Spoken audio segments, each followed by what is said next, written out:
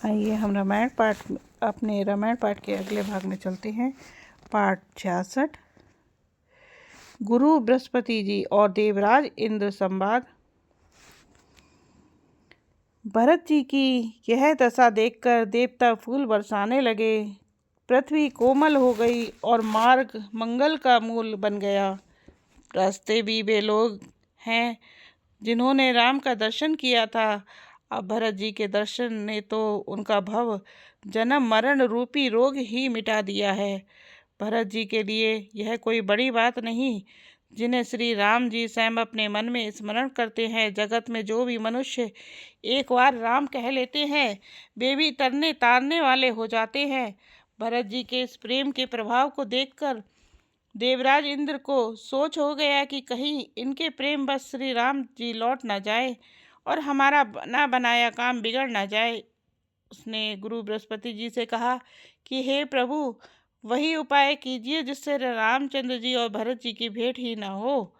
श्री रामचंद्र जी तो प्रेम के बस हैं और भरत जी प्रेम के समुद्र बनी बनाई बात बिगाड़ना चाहती हैं, इसलिए कुछ छल ढूंढकर इसका उपाय कीजिए। इंद्र के वचन सुनते ही देवगुरु बृहस्पति जी मुस्कुराए। उन्होंने 1000 नेत्रों वाले इंद्र को मूर्ख समझा और कहा, हे देवराज, माया के स्वामी श्री रामचंद्र के सेवक के साथ कोई माया करता है तो वह उलटकर अपने ही ऊपर आ पड़ती है। पिछली बार तो श्री रामचंद्र जी का रुख जानकर ही कुछ किया था, परंतु इस समय कुचाल करने से हानि ही होगी।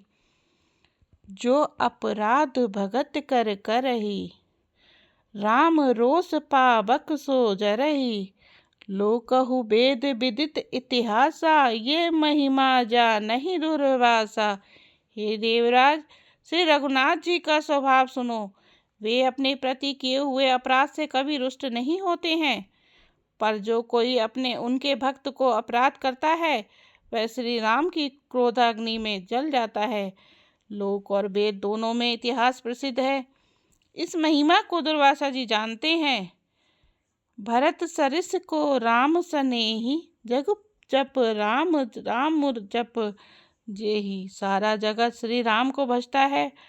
वे श्री राम जी जिनको जपते हैं उन भरत जी के समान श्री रामचंद्र जी का प्रेमी कौन होगा। हे देवराज, रघुकुल श्रेष्ठ श्री रामचंद्र जी के भक्त का काम बिगाड़ने की बात मन में भी न लाइए।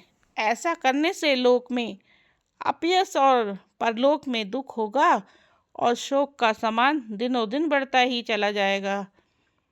भगवान सम है, उनमें न राग है न रोष है, और वे न किसी को पाप पुण्य और गुण दोष ही ग्रहण करते हैं। कर्म प्रधान विश्व करि राखा, जो जस करई सो तस फल चाखा। उन्होंने विश्व में कर्म को ही प्रधान कर रखा है। जो जैसा करता है वह वैसा ही फल भोगता है।